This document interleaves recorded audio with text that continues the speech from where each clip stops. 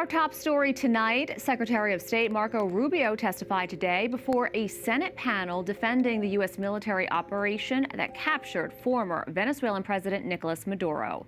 The secretary also defended the president's deadly military strikes on suspected drug boats and the seizing of sanctioned tankers carrying Venezuelan oil.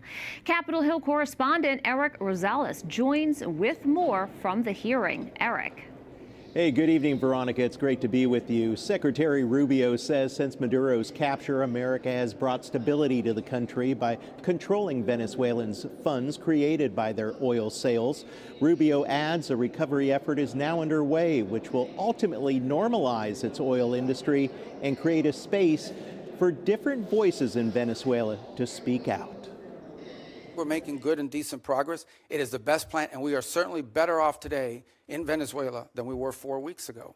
And I think and hope and expect that we'll be better off in 3 months, in 6 months, in 9 months than we would have been had Maduro still been there. Most lawmakers agree capturing the dictator has made America safer because Maduro works so closely with our adversaries like Iran, China, and Russia.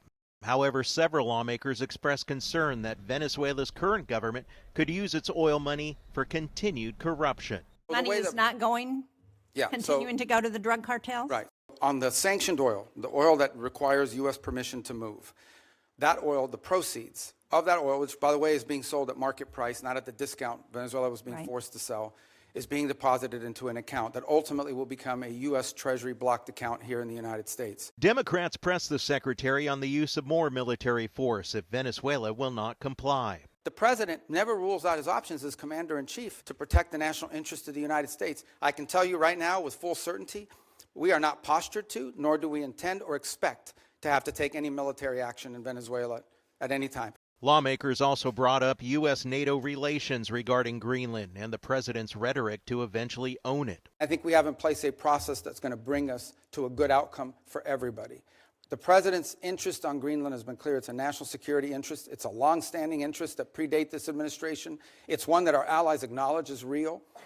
I think we're going to get something positive done. At the end of it all, he said U.S. action in Venezuela will make it a better place for its people, as well as the U.S. The United States will be a far better partner for a future Venezuelan government that's free and democratic, and even for the current authorities, than some of the partners they've signed up with now.